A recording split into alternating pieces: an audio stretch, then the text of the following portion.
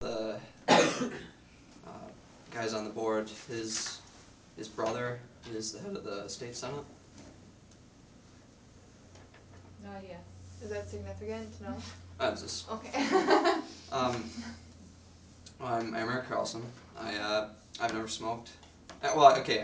Wait, are you starting? No, I'm Oh, just okay. simply I've never. I smoked. I tried a cigarette once. That was it. I'm not a frequent smoker at all. I have one family member, an uncle, who smokes. So this isn't. It's not a deep personal issue for me. So this is about the U of M proposed smoking ban It is. on campus? Yep, the one that appeared in the Daily. Mm-hmm. 2 days ago? Maybe? Yeah. I probably should have brought those in because I'll be referring, but I have a couple quotes from the article. So this ban would mean that you can't smoke outside anymore The proposed ban on campus? is just completely on campus. I mean, they're looking for, in the Daily it's like one person like, well, why don't you just kind of have, smoking areas? But the proposed ban was just completely smoke-free campus. Okay. Just like the ones in Crookston, Duluth, I believe St. Cloud has one. And every high school in the state. Yeah. Well, high school too. Yeah. Does this include dorms? Well, they already have a dorm ban. Mm-hmm. Like you can't smoke in any building or 25 feet within one. Okay. Alright, so now we kinda know what our current situation is. I think we can start. Okay. Yes? Alright, How's everyone doing today? good. Is this timer going? Okay, let's start there. This is my day off, so coming here, inconveniencing you all, is also, it means a lot to me, the smoking ban.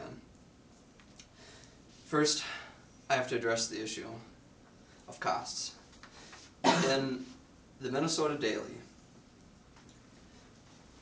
it was quoted that an estimated 9 to 10% of university medical bills for employees cost $11 million.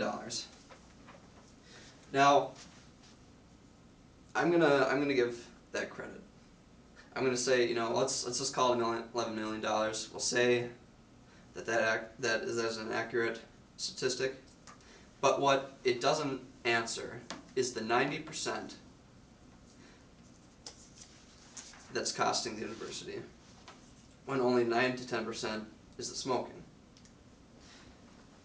Costs are not an issue because when you have 90% that isn't smoking, you have to look at what other factors are costing the U. Here we have the increasing trends in obesity in America. And you have to figure out what other huge factor in the 90% is really costing the U. It's obesity. You have at least half the country in the year 2000. Now granted, 8 years have passed since that statistic. In fact, if you read Time or Newsweek, they've had things where states like Mississippi have over a fourth of the population as obese. Heart disease is the #1 killer. If costs were really the issue here, that's what we'd be looking at. In fact, another point is that to even ban smoking, you would have to implement a lot more resources than reduction in smoking itself. You would save a little bit by reducing smoking, but then to implement the ban, you would have to increase police force. You have to allocate resources from other things. The U does not have unlimited resources. When they asked the state, Why do we need more police to put in a ban? well, if you want to enforce law, you have to hire more cops, especially if it's something like smoking. We didn't hire more cops when we enforced the ban indoors. There's another issue pertaining to increased cop force, and I will address that, because the real issue here is the image of the university. In the MN Daily article, it was quoted that from the Vice President of the Student Affairs, we would be reluctant to adopt a policy that no one would support.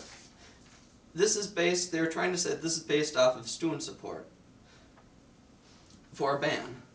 They are supposed to be governing based on the best decision. They are trying to make the best decision for the U, and they're asking the students, who probably don't give a damn, about smoking in general. And then they ask a Boynton, I believe I can't remember his exact position. He was one of the representatives from Boynton. He asked, is it really realistic to have somebody that really wants to smoke to have to go off campus at night to have a cigarette? There is a safety issue. What the university currently has, this is only on campus right now. Robberies. I remember personally, every email I got, security updates, 1 to 2 a weekend. This is just on campus. There are plenty off campus. When you force people to go off campus, especially in the economy, with the economy the way it is, it makes sense that there will be an increase in crime. When you have people sitting ducks on the street smoking, you will have an increase in crime. And with that increase in crime, you do have to have more cops. Or else, you'll start to have issues, such as people will not go off campus, businesses will suffer, people will not want to go to the U because of increased crime. The bad publicity from one crime incident will wipe out any effects from bad smoking. Image is the issue here, ladies and gentlemen. And what are we talking about? In the article, it talked about declining rates for smoking. In fact, 4% of undergraduates smoke right now, daily. 4%, declining rates. Do you know what the trend for obesity was?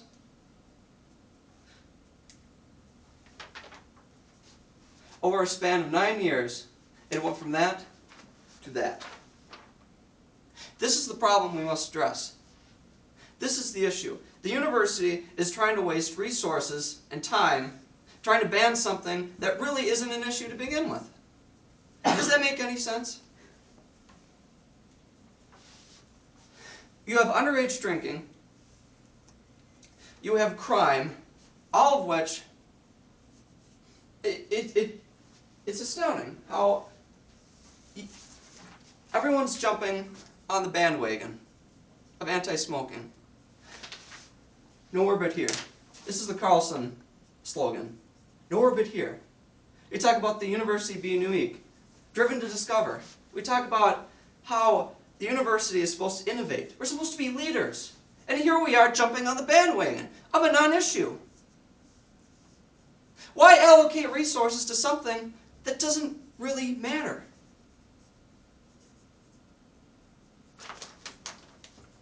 That's all I have. Any questions?